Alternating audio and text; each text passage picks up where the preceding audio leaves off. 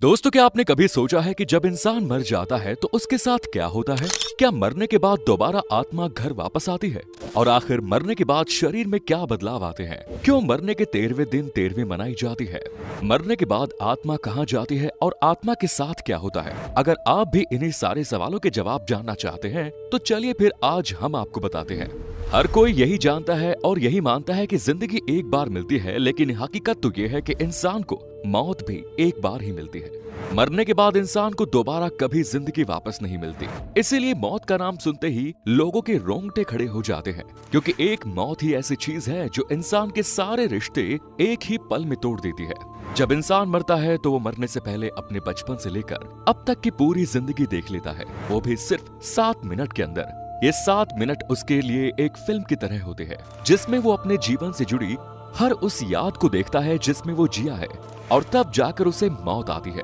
ये बात हकीकत है। साइंटिस्ट्स ने भी इस बात का दावा किया है कि मरने से पहले इंसान को ये सब एक सपने के रूप में दिखाई देता है।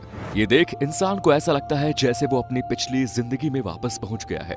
ये सब सोचने के बाद उसका दिमाग एकदम बंद हो जाता है, जिसके बाद दिमाग में कोई हलचल, कुछ सोचने समझने की शक्ति नहीं रहती, और फिर इंसान की मौत हो जाती है। आपने देखा होगा कि मरने के बाद इंसान के पैर एकदम बर्फ जैसे ठंडे हो जाते हैं। धीरे धीरे उसका शरीर भी निढाल हो जाता है। ऐसा क्यों? तो इसके बारे में जानने से पहले अगर आपने अभी तक वीडियो को लाइक नहीं किया और चैनल को सब्सक्राइब नहीं किया तो जल्दी से कर दीजिए। दोस्तों, ऐसा इसलिए होता है क्योंकि मौत के कुछ वक्त पहले ही इंसान के शरीर में हरकत होना शुरू हो जाती है। इंसान को एहसास हो जाता है कि अब उसका जीवन यहीं खत्म होने वाला है, और इसीलिए उसका धरती से कनेक्शन यानी अर्थ सोल चक्र कनेक्शन टूट जाता है, और उसका धरती से कोई भी कनेक्शन नहीं रहता। इसी वजह से मरने के बाद इंसान के पैर ठंडे पड़ जाते हैं, और यही वजह है कि मरने के बाद आत्माएं जमीन पर ना रहकर हवा में उड़ने लगती है। जब इंसान मरता है तो उसकी आत्मा पैरों से बाहर निकलना शुरू हो जाती है, और आखिर में मुंह से होते हुई शरीर से बाहर निकल जाती है। ऐसा कहा जाता है जिसके कर्म जैसे होते हैं वैसे ही उसकी आत्मा निकलती है। यानी अगर कोई इंसान अच्छा है तो उसकी आत्मा बड़ी ही आसानी से बिना तकलीफ के शरीर को छोड़ देती है।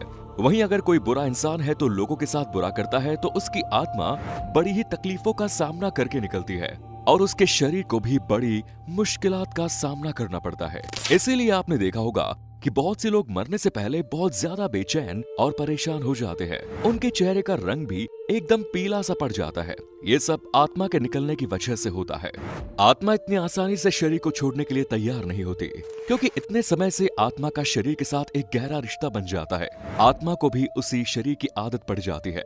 मरने के बाद आत्मा कुछ समय तक शरीर के पास खड़ी ही रहती है, और जब उसके घर वाले उसे देखकर रोते या चिल्लाते हैं तो ये सब इंसान को महसूस होता है, लेकिन वो कुछ कह नहीं पाता और बस इनके रोने को सुनता रहता है। ये आवाजें इंसान को शोर जैसी सुनाई देती है, जो उसको काफी परेशान करती है, और हर एक घर वाले से बात करने की कोशिश करती है। उन्हें अपना बात बताना चाहती है, लेकिन कुछ नहीं कर पाती। अब बारी आती है आत्मा के परलोक जाने की।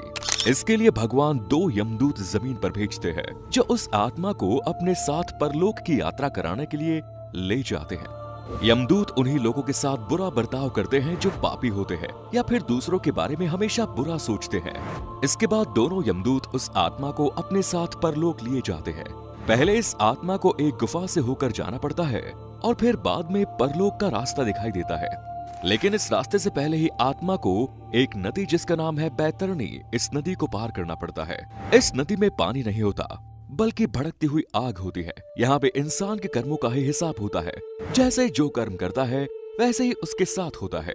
इसके बाद आत्मा को परलोक लाया जाता है, जहाँ यमराज उसका हिसाब करते हैं और चित्रगुप्त से उस इंसान के किए हुए कर्मों का सारा हिसाब मांगते हैं। चित्रगुप्त के पास हर एक इंसान का सारा लेखा जोखा होता है, जिन्हें वो यमराज के सामने रख देते हैं। अब यहाँ भी इंसान के कर्म ही उसका साथ देते हैं। अगर कर्म अच्छे होते हैं तो वो एक भला इंसान होता है, तो उसे स्वर्ग में भेज दिया जाता है। लेकिन अगर वो एक बुरा इंसान है जिसने धरती पर बहुत से पाप किए, तो उसे नरक में फेंक दिया जाता है। नरक भी 36 तरह का होता है। ऐसे ही कुछ समय पहले एक आदमी मर गया था, और उसे 2 यमदूत उठाकर अपने साथ ले गए। इस शख्स ने बताया कि जब मेरे अंदर से आत्मा को खींचा गया तो ऐसा लग रहा था जैसे किसी मुलायम कपड़ों को कांटों पर से खींचा गया हो। मुझे बहुत तकलीफ हो रही थी। उसके बाद मुझे परलोक ले जाया गया। वहाँ रास्ते में एक नदी पड़ी, जिसमें आग और बहुत सारे कीड़े मकोड़े थे। मुझे उस नदी को पार करने के लिए कहा गया। अगर मैं उसे पार न करता तो यमदूत मुझे मारने लगते। मैंने बड़ी मुश्किल से उस नदी को पार किया और फिर मैं परलोक पहुंचा, जहां एक बहुत बड़ा दरवाजा था। वो दोनों यमदूत बाहर रुक गए और मुझे अंदर भेज दिया गया। सामने यमराज बैठे थे। उनकी आवाज इतनी खतरनाक थी कि मेरे होश उड़ गए। उन्होंने यमदूत से कहा कि इसे क्यों ले आए, इसका अभी तक वक्त ही नहीं आया। और फिर मेरी आंखों पर पर्दा डाल दिया गया। जब मेरी आंखें खुली तो मैं अपने घर वालों के बीच था। ये एक सच्ची घटना है जो आज से ठीक 10 साल पहले पूरण सिंह के साथ हुई। ये सिर्फ एक ही घटना नहीं, बल्कि साल दर साल साइंटिस्ट्स के सामने ऐसी बहुत सी घटनाएं सामने आती रहती है और ना जाने कितने लोग मौत को छूकर वापस आ जाते हैं। तो वहीं कुछ लोगों का कहना है कि जब वो मर गए थे तो वो एक अलग दुनिया में पहुंच गए, जहां बहुत रोशनी थी। कुछ अलग लोग थे जो उनसे कह रहे थे कि अभी तुम्हारा वक्त नहीं आया है। ऐसे ही और भी लोग हैं जिनका कहना है कि मरने के बाद उन्हें अलग सी चमक, खुशी का एहसास होता था। साथ ही उन्हें बहुत प्यार भी मिलता था। क्या आपने कभी सोचा है कि मरने के बाद इंसान के शरीर को अकेला क्यों नहीं छोड़ा जाता? इस राज के बारे में जानने से पहले इस वीडियो को अगर अभी तक आपने लाइक नहीं किया और चैनल को सब्सक्राइब नहीं किया तो जल्दी से कर दीजिए।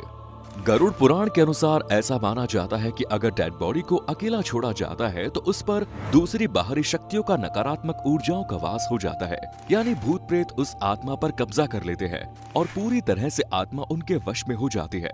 इसीलिए न रात के समय में शव को अकेला छोड़ा जाता है और न ही दिन के समय में।